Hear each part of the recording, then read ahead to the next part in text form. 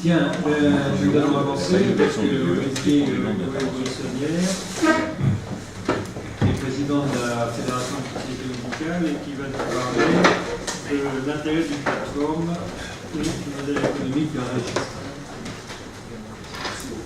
En fait, ce dont je veux vous parler est l'aboutissement des questions que je viens d'entendre. Les libéraux, d'avoir l'ensemble de la collectivité, parce que notre activité, sur le fond, nous ne sommes pas différents. Donc, en fait, de quoi il s'agit cette plateforme à laquelle un certain nombre participent déjà? De quoi s'agit-il? C'était ça arrive, une conviction personnelle qui a réussi à se traduire en un des principaux domaines d'action de la FSM. La FSM, elle existait depuis un moment, elle a évolué, mais moi je suis arrivé, je tenais au registre, c'est ma culture, un peu comme marché. J'ai découvert des amis qui finalement étaient persuadés que c'était important, et on a réussi à le monter et à avoir le soutien et du ministère de la Santé, qui a contribué au financement de cette plateforme, et de la NSM, de la FSAPS, qui en a financé la plus grande partie. Et quand on regarde, c'est des bagarres, on a réussi à faire évoluer les textes, et il est écrit dans des textes officiels depuis 2012 que la FSM doit contribuer à la promotion, à la mise en place de registres. Ça a évolué, c'est très long en France. Les lois sont lents. En 2014, il y a eu une convention cadre avec la NSM qui a été ciblée sur la mise en place de registres. Et on nous a notamment demandé, il va ouvrir, mais il est prêt, de mettre en place un registre des implants mammaires. Et Christian parlait des syndicats. Les syndicats sont avec nous là-dedans. C'est un problème de CNIL que nous avons eu. Mais tous les libéraux, ils sont largement majoritaires là-dedans. Les plasticiens, les obstétriciens, nous voulons le faire. Enfin, vous avez un décret qui va sortir, nous sommes en France aussi, mais à la 4e ligne des missions des CNP, il est textuellement écrit que les CNP ont la mission de mettre en place des registres d'observation des pratiques. Donc c'est un long combat, c'est un certain nombre d'années, mais nous y sommes. Alors qu'est-ce qu'on a voulu faire par cette plateforme? C'est mettre en place, investir pour un outil qui soit commun dans une connaissance partagée, avec des possibilités d'échange, de partage, de conception de la plateforme qui tiennent compte de la qualité petit à petit, qui tiennent compte d'autres critères, et finalement aboutir, nous sommes certes des Gaulois, mais à une situation comparable à celle, je ne vais pas dire anglo-saxonne ou scandinave, mais d'autres pays, des collègues vasculaires norvégiens, suédois et danois, ont des registres de qualité depuis plus de 15 ans. Enfin, on a voulu également lutter contre, ça a été le grand combat, contre les raisons qui sont mises en avant pour que ça n'ait pas lieu. Il n'y a pas assez d'argent, c'est vrai. Les aspects méthodologiques et juridiques sont très complexes, je vous promets, avec des arcanes à franchir. Alors, ça a été une vraie gestion de projet. Comment on a fait? On a mis en place un comité registre, un système d'information qui devient une structure importante avec 10 CNP et on va vers Marcel, qui lui doit énormément, et ça n'est pas fini, pour avoir réussi à monter le projet. On a sondé les besoins des CNP, on a vu certains facteurs de réussite, Epitor et Epicard, qui sont maintenant à la FSM, existaient, mais on a analysé leurs facteurs de réussite, on a analysé les freins, on avait essayé de mettre en place un registre sur le SNETNIC carotidien.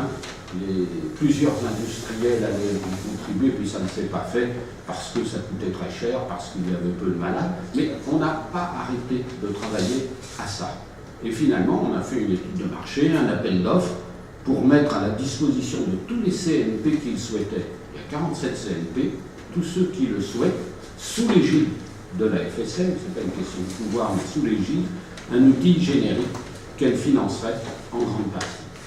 Alors, appel d'offres, on a cherché une solution logicielle qui soit adaptée aux 3 grandes familles de registres, parce qu'il n'y a pas que les chirurgiens, médecins, chirurgie, et les chirurgies avec un plan, qui permettent de mettre en place un nombre illimité de registres. Non pas un nombre illimité, mais vous verrez, on en a une douzaine en ce moment, avec des bases qui permettent dans la durée d'enregistrer un nombre très important de patients, un nombre de centres variables et des utilisateurs en grand nombre. Il y a eu 3 sociétés, 2 françaises et une suisse, et finalement on a retenu une société qui s'appelle Telemedicine Technologies, qui, sur des critères d'ergonomie, ça a pris 8 mois de sélectionner la société, avec Marcel et tout ce groupe. Alors, c'est un partenariat, en fait, entre la fédération, c'est intéressant d'avoir une structure fédérative, et chaque CNP. Il y a un pilotage global par le comité registre des systèmes d'information. Alors, ce comité, au passage, maintenant, il comporte représentants de patients, et un représentant de l'ANSM. Parce que de nos registres, on peut faire des déclarations de vigilance automatique. Il y a une convention qui permet à chaque CNP de bénéficier d'un marché global. La FSM détient une licence universelle pour faire les registres. Le prestataire de service met les choses en place, produit des résultats régulièrement, et tout ça à travers un contrat marché subséquent. Le CNP va rester propriétaire des données de son CNP, chirurgie thoracique, chirurgie cardiaque, etc., va rester propriétaire, et le médecin restera propriétaire de ces données. Mais nous assurons, nous sommes garants au sens strict de la qualité. Alors, quel est le coût? Et c'est là aussi que les barrières se sont effondrées. Quel est le coût? C'est que ça dépend, c'est variable, de l'aide dont chaque CNP souhaite bénéficier. Nous avons pour l'instant peut-être 2 un data manager qui permet de paramétrer le questionnaire avec les responsables du CNP, de déployer et d'assurer la gestion dans le temps, avec une assistance technique en continu, une gestion commune de la relation avec les utilisateurs. Est-ce que le CNP a besoin d'une aide juridique pour une autorisation CNIL? C'est redoutable. Les implants mammaires, nous y arrivons en octobre, ça a pris plus d'1 an. Parallèlement, nous avons négocié le fait que beaucoup de nos registres vont être considérés dans une procédure simplifiée, de manière générique FSM, comme des études, avec une limite dans le temps qu'on renouvellera. Mais tout ça, ce sont des négociations avec les tutelles. Et s'il y a besoin d'un recours à la société qui gère la plateforme pour des prestations spécifiques qui peuvent être assurées. C'est pour ça que les tutelles de moi, tel CNP a besoin de telle chose, il va y avoir une facturation supplémentaire. Donc c'est modulable selon le CNP, mais tout peut être anticipé au niveau financier parce que nous l'avons négocié avec cette entreprise. Alors en gros, dans le cadre de prestations classiques, je prends l'exemple dans ma spécialité, on va introduire prochainement ce registre, avec recours au data manager pour le paramétrage avec la création du registre. En gros, ça revient à 10 000 € à la spécialité, avec un hébergement et maintenance de 2 000 € par an. Et c'est pour faire du bon travail. Auquel on ajoute, mais ça ne va jamais loin, une participation liée aux frais supportés par la FSM. Des coûts récurrents de maintenance, d'hébergement, de support technique, que l'on comprend tout à fait, qui dépend du volume du registre, qui dépend des besoins supplémentaires demandés. Alors au-delà de ces aspects économiques, la plateforme permet un enrichissement des projets qui est vraiment grâce au partage de développement spécifique. Je parlais de qualité, on peut travailler à l'introduction de questionnaires de qualité de vie et les patients nous l'ont demandé. Donc il va falloir, ça va être un plus que nous allons avoir, de catalogue de dispositifs médicaux. Dans le contrat que nous avons avec la société, la lecture du code barre européen des dispositifs médicaux est intégrée. La déclaration d'événements indésirables générés à partir du registre est transmise automatiquement. Depuis les implants mammaires, c'est intégrable à tout registre. Le déploiement sur de nouveaux supports, c'est demandé par un certain nombre de spécialités à partir de tablettes, à partir d'iPhone. Les chirurgiens plasticiens nous l'ont demandé pour les implants mammaires.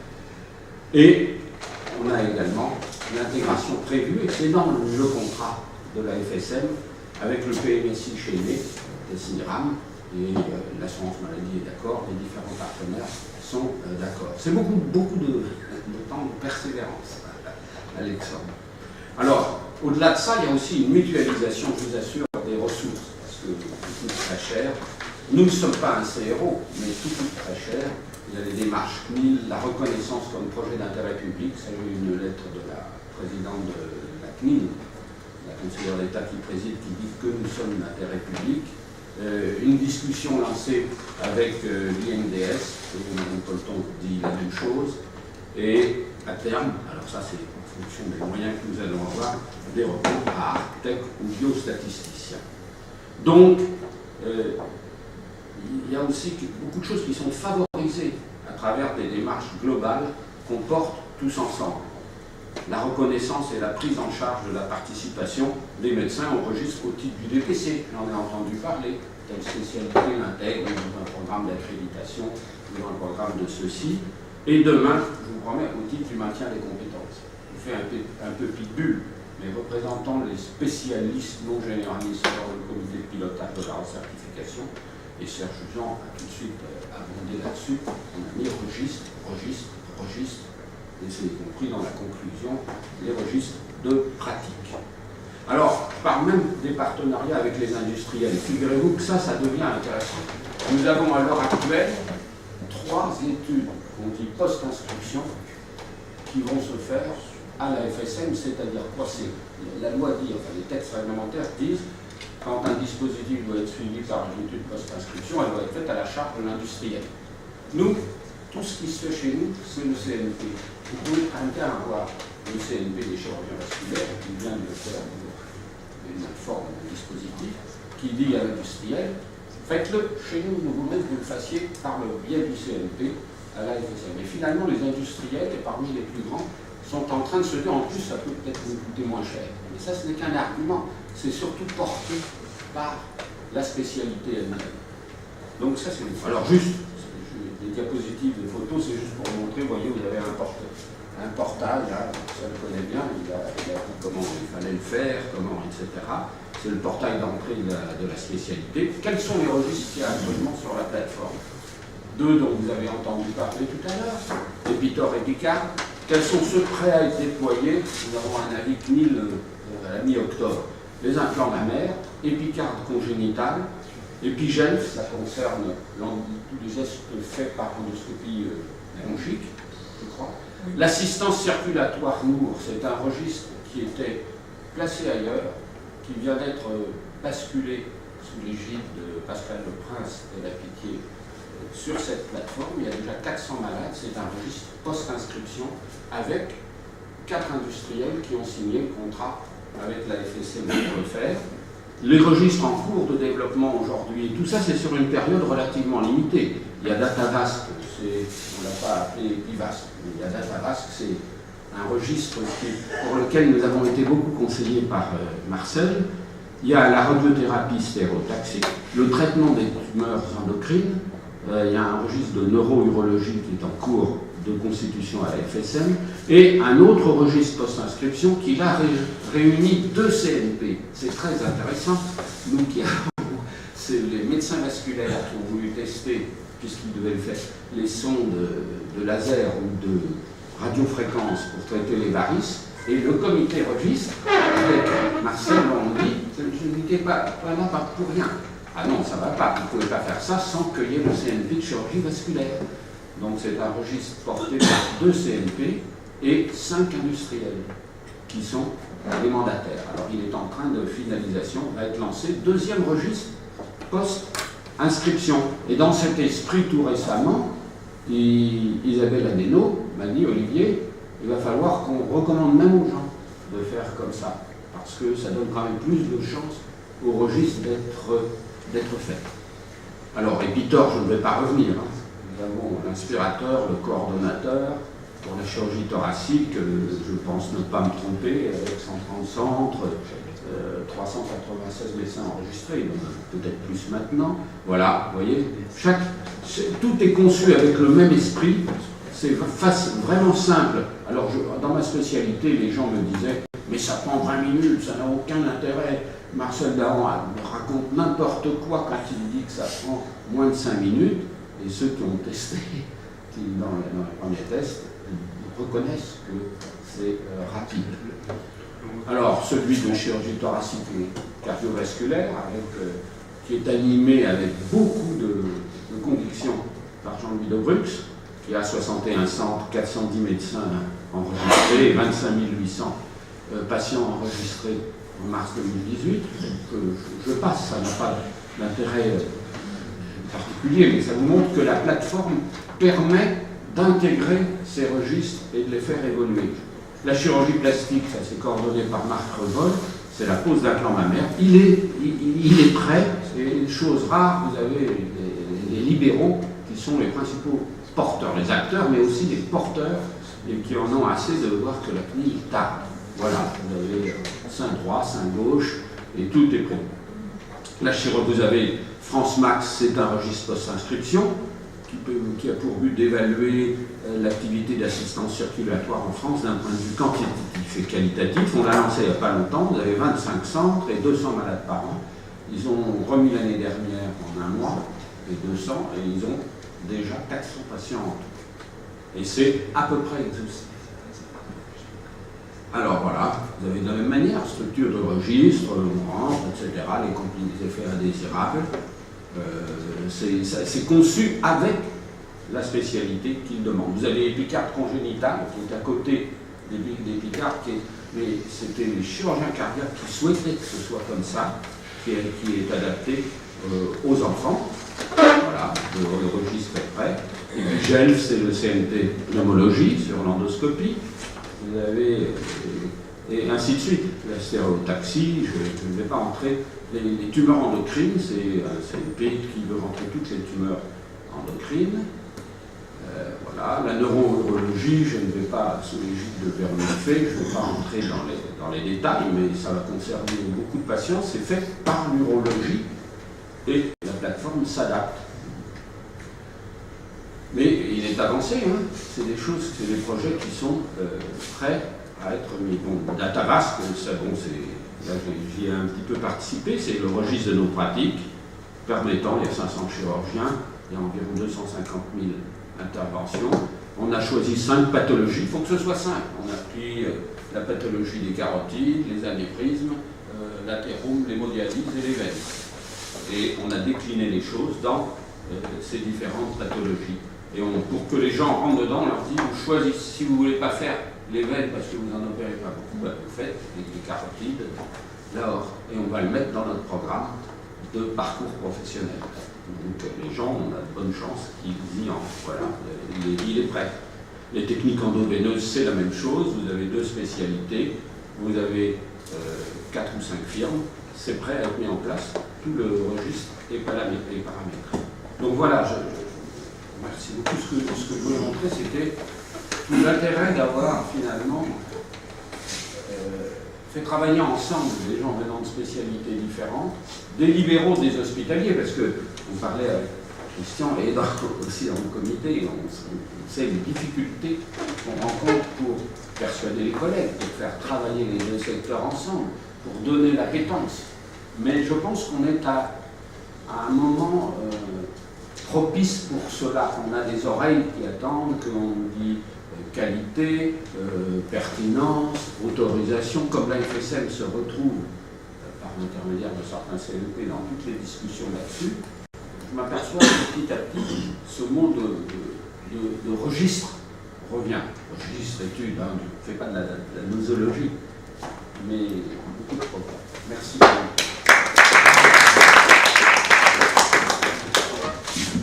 Merci beaucoup Olivier, ça a permis d'éclairer pas mal de choses. Pour les participants au CNP, c'est-à-dire pas ceux qui sont dans la salle aujourd'hui, qui sont tous des initiés, je voudrais préciser que Olivier a parlé d'études post-inscription sans préciser le détail. Simplement pour leur dire que lorsqu'un dispositif médical est demandé et présenté par un industriel, il est présenté à une commission de l'HAS qui s'appelle la CLEDINS, fait partie, et cette commission rend éligible le dispositif au remboursement par l'assurance maladie sur des critères médicaux. Et lorsque, dans certains cas, lorsque ce dispositif est éligible, la commission demande à l'industriel de faire ce qu'on appelle une étude post-inscription dans un délai qui en général est de 2 à 3 ans. Et au bout de 3 ans, l'industriel qui est venu présenter son dispositif médical revient avec son registre, son étude, Et à ce moment-là, on renouvelle ou non l'autorisation et on peut même améliorer le service rendu. Voilà l'explication. Alors, merci Philippe, parce que je n'ai pas eu le temps encore de t'en parler, mais on a eu une histoire intéressante il n'y a pas plus de 10 jours. Alors, ça concernait ma spécialité, ça concerne un dispositif complexe, une endoprothèse complexe, mais une firme a dit au CLP, est-ce que vous ne pourriez pas utiliser la plateforme, on voudrait.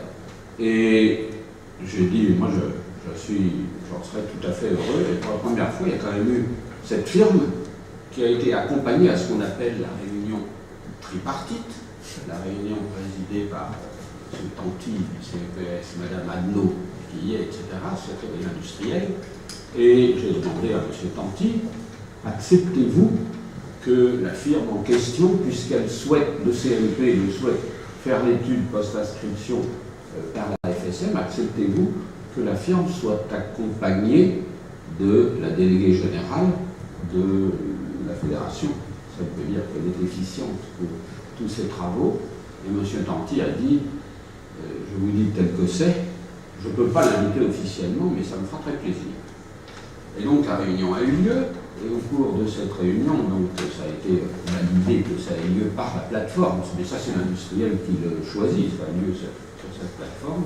Et Isabelle Adnaud a dit qu'elle en était particulièrement, qu'elle en était très contente, et qu'il fallait que les firmes qui ne fassent pas leurs études sachent qu'elles appliqueraient, je suis d'accord avec ça, mais la règle de ne pas emmener leurs produits.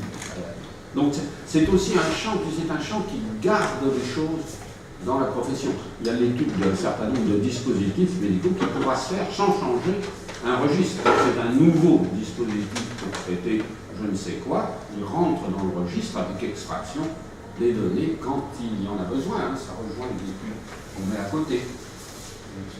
En pratique, il faut faire très attention dans le pas de net conseil, il y aura celle d'avant bien sûr, mais dans la sélection des items qui entrent dans les registres. On a vu récemment avec Redins une nouvelle valve arctique avec un registre de 1000 patients, notamment évalués en Allemagne. La demande de l'industriel était de déposer cette valve, évidemment par voie endovasculaire, mais pour les cas non accessibles à la chirurgie et non opérables, très rares, etc. Et on s'est aperçu que le registre, en fait, comportait des patients qui n'étaient pas dans ce type d'indication. Donc il faut faire très attention, si on fait un registre pour un dispositif médical, de bien serrer l'indication pour laquelle le fabricant demande son éligibilité au remboursement. Et là, on a besoin de... Alors j'en profite pour poser une question. Est-ce que vous, qui j'ai les heureux chirurgiens thoraciques, parce que là, on en parlait tout à l'heure à Hubert Zanet, et je suis content que Jean-Guy Vénel soit arrivé, puisqu'il préside la Fédération de chirurgie digestive, nous sommes des nains, nous les chirurgiens digestifs, par rapport à vous, mais probablement parce que nous sommes noyés par l'étendue de notre spécialité.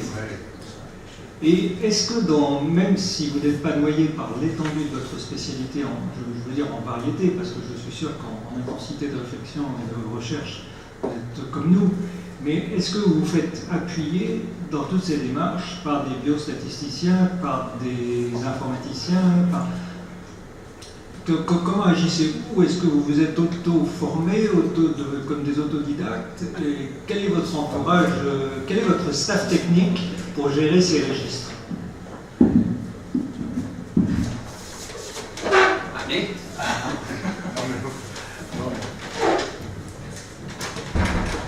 Il se trouve que, personnellement, on a, à côté de notre métier de chirurgien, on a un niveau de recherche clinique et de méthodo. Voilà, donc ça, on a pu.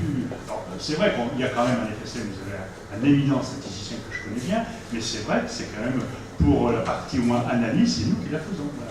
Alors c'est vrai que ce qui est data manager, contrôle de qualité, Marcel en travaille beaucoup, mais vous êtes aidé par la plateforme, enfin, c'est sûr. J'ai parlé du PMSI. Là, je travaille, je retourne Catherine Quentin, que vous devez connaître, qui sait parfaitement extraire les bases de données, qui a une expertise dans ce domaine. Voilà, mais ça, je vois que c'est quand même encore un peu du bricolage sur votre domaine. Moi, le conseil que je pourrais donner, chaque fois qu'on a voulu faire avec des gens qui n'avaient pas un minimum, l'extraction de... On va se retrouver avec un fichier Excel, on n'a plus les 50 malades qu'on pouvait avoir, là on en a 500 000. Bon.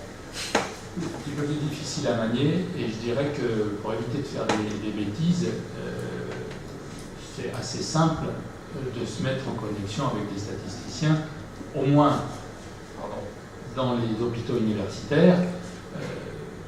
Ça facilite bien l'analyse, parce que sinon on va se retrouver noyé. On va planter Excel et puis ça va nous agacer et on va plus loin. Oui, c'était la première des deux questions que je voulais poser. C'est justement comment gérer l'inflation. On est en plein dans le sujet, donc si on multiplie le nombre de spécialités par le nombre de pathologies par spécialité, mais surtout le temps. C'est-à-dire qu'on va se trouver avec des files actives de patients qu'on va suivre opérer, je ne sais pas, il y a 5 ans. Est-ce qu'il y a des règles du jeu qui sont prédéterminées en fonction de la capacité des systèmes à conserver des données qui vont aller avec une très forte inflation? Est-ce que ça a été défini, ça, à l'avance? Ou alors, est-ce qu'on raisonne comme des études, on dit, bon, ben, on va observer ce qui se passe pendant 5 ans pour telle pathologie, et puis la base est fermée? Qu'est-ce qui est envisagé? J'ai une autre question derrière. Ça s'est posé d'abord d'un point de vue technique, parce que les ressources ne sont pas illimitées. Quand on fait des recherches, c'est beaucoup plus long d'aller rechercher si on a toute la base. Et donc on est entré dans une réflexion pour savoir qu'est-ce qu'on fait des données, à partir de quand on va les archiver et à partir de quand on va aller les rechercher. Tout ça, ça rentre dans une réflexion qui est par exemple de faire disparaître les dossiers 5 ans après le décès de la personne, anonymiser à partir de je ne sais plus combien de temps. Tout ça, c'est en réflexion et c'est très intéressant parce qu'on n'a pas de solution évidente pour tout. C'est un problème qui met tout. Moi, j'ai une deuxième question, je fais vite, mais qui rejoint là aussi les éléments qui ont été déjà relevés, en particulier si on étudie un système. Est-ce que, Marcel, en particulier, tu as déjà l'exemple d'une recommandation issue d'un travail d'un registre, en particulier le tien, c'est-à-dire qui est allé jusqu'à une recommandation? Je veux dire par là que quand on a 400 médecins, je ne sais pas combien de centres, des milliers de patients finalement, il y a une réelle valeur statistique à la cohorte. On n'a plus, bien entendu, dans une étude randomisée, mais il y a une véritable réelle valeur statistique. Est-ce que cette valeur statistique a été, on s'est appuyé dessus, je sais qu'elle est de niveau 2A en général, pour élaborer une recommandation scientifique? Alors bon, il faut rechercher les publications d'Epitoph, tu les trouveras en tapant sur PubMed, et puis on a sorti les recommandations dans le traitement chirurgical du cancer du poumon, et ça a été validé par l'HAS, on a fait toutes les étapes, et tout ça sont sortis à partir d'Epitoph, avec une phase d'état des lieux avant les recommandations, et puis une phase après les recommandations pour voir s'il y a eu une modification des pratiques, avec des publications qui sortent régulièrement sur avant-après cette phase. Et ce sont, tu es bien d'accord, des recommandations de niveau 2A? Ah oui. Pas de niveau 1? Non. Ça, c'est en train de changer, parce que maintenant, il y a toute une littérature, on dira s'il dit des bêtises, mais qui tendrait à prouver que les recommandations, que les études issues de bases de données auraient autant de valeur qu'une étude contrôlée randomisée. Donc, j'avais deux questions. La première, c'est actuellement, donc, comme on disait avec Marcel et d'autres ici, on est en train de réfléchir sur le problème des autorisations et la pertinence des soins à l'HAS. Et l'Académie avait proposé à la HAS de dire que l'intérêt des registres était notamment dans 3 raisons. 1, les post-inscriptions, mais plus large que les post-inscriptions, parce que comme l'inscription des actes à la CNEDIM, et après il y a le remboursement, et on sait très bien que ça peut être inscrit, mais tant que c'est pas remboursé, ça va être confidentiel dans certaines structures, et puis après ça va passer plus largement en pratique de ville. Donc c'était de dire que tous les actes nouveaux qui étaient ensuite largement diffusés, ça paraissait important que systématiquement il y ait un registre qui démarre à ce niveau-là, que deuxièmement, dans le cadre des renouvellements d'autorisation, qui ont lieu en gros tous les 5 ans, des choses comme ça. On pouvait imaginer que soit pour des établissements, soit pour des individus, on puisse, quand il y a des doutes, parce qu'on a réussi à faire passer l'idée que les seuils étaient trop basiques, et en plus de ça, le seuil est quasiment antinomique à la pertinence. Et que donc, par contre, quand il y avait des problèmes, eh bien, un registre pouvait expliquer, comme ça a été dit par certains d'entre nous. Et puis le troisièmement, c'était quand soit des CNP, soit des sociétés savantes, notamment quand on voit l'IRDES qui sort par exemple des abus, ça a été évoqué par Alain je crois, en disant c'est pas bien parce qu'en orthopédie là on fait plus de prothèses qu'ailleurs et qu'il y a des problèmes de géographie, et bien qu'à ce moment-là on pouvait par des registres répondre aux raisons pour lesquelles. Donc je voulais savoir si on pouvait et comment on pouvait tous appuyer dans le même sens pour que ces 3 indications des registres deviennent un peu la règle.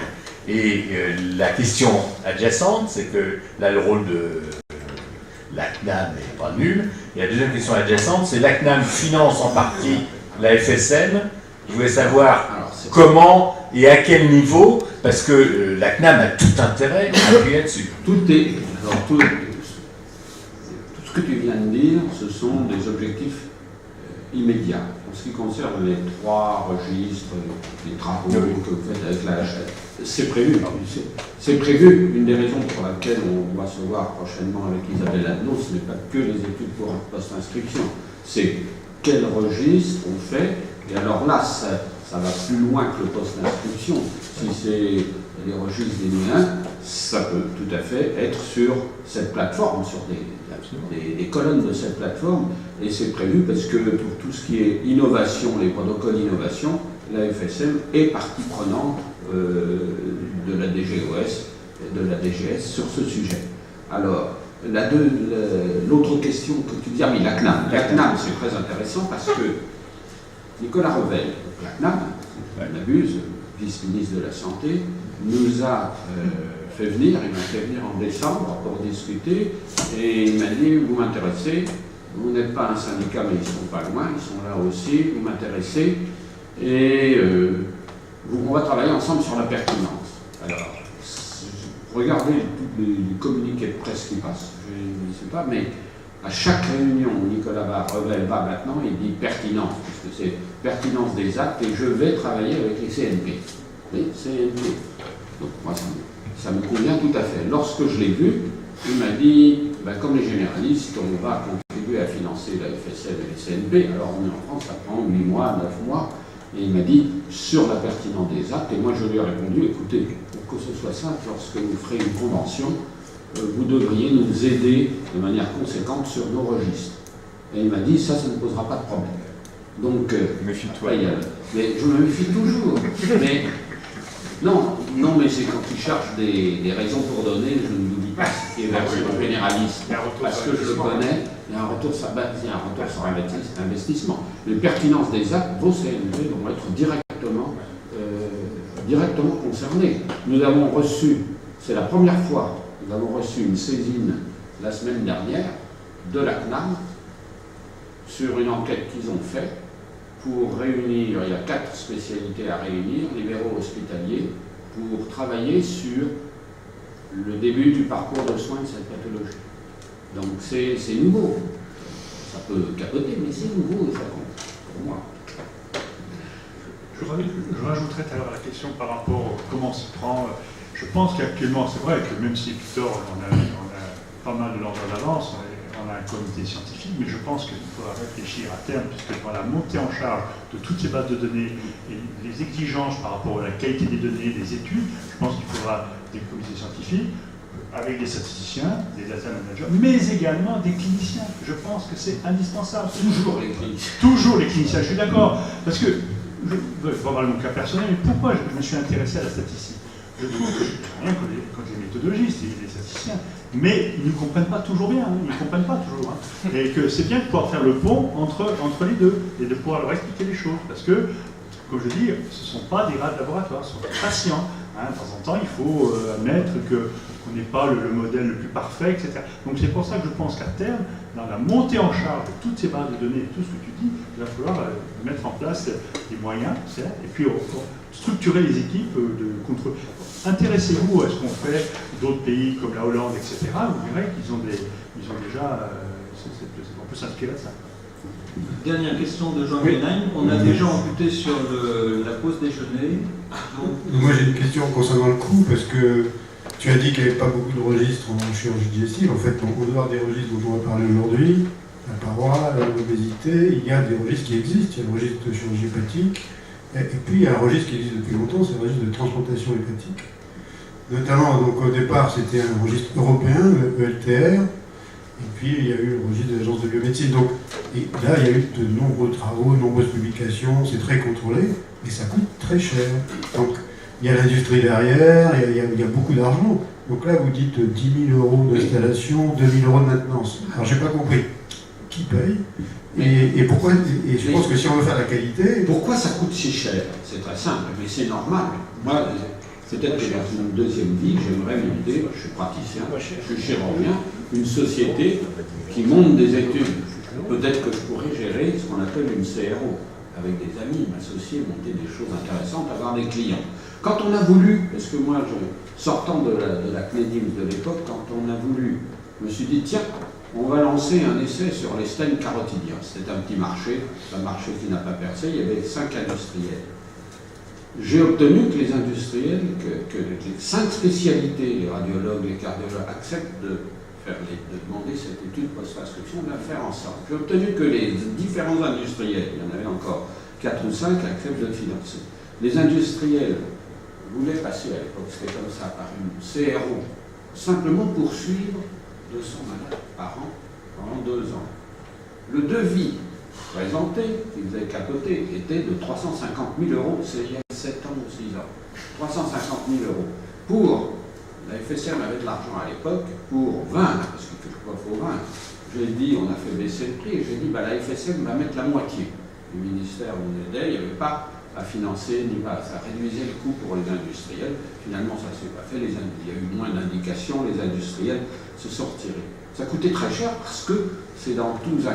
Premièrement, c'est dans un contexte où il y a des firmes qui doivent vivre, et deuxièmement, il y a tout ce qu'on appelle data manager, tous les gens qui visitent les arcs à financer. Là, on a procédé autrement. On s'est dit, il nous faut l'outil informatique. La société qui nous fait ça est une société qui gagne beaucoup d'argent en faisant des études cliniques, des essais cliniques, qui a pignon sur rue.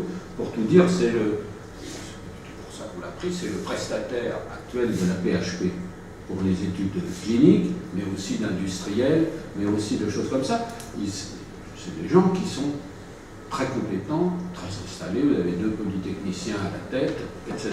Mais nous, ce qu'on a fait, c'est qu'on avait une dotation d'environ 200 000 euros, qu'on a mis là, que la NSM a mis 150 000 euros pour la première année, a remis 20 000 euros, nous a dit, voilà, on vous donne ça pour que vous vous achetiez, c'est ce qu'on avait négocié, une solution dont vous serez propriétaire. En échange, vous ferez le registre des implants mammaires, vous en ferez 1 ou 2 autres, mais vous serez propriétaire. Donc on a quand même payé forte somme au début, nous avons un salaire plein pot qui est mis dessus, mais on prévient bien les médecins, et les registres comme Epitor, nous avons un pilier d'Epitor là, mais des registres comme Epicard ou comme il va y avoir Datavasc reposent sur le déclaratif des médecins, sur le travail des médecins et l'animation par quelques-uns très motivés. Donc ça pourrait coûter très cher, mais ça ne se chiffre pas de cette manière-là. Alors le coût, pourquoi on dit c'est 10 000, disons 15 000 euros pour monter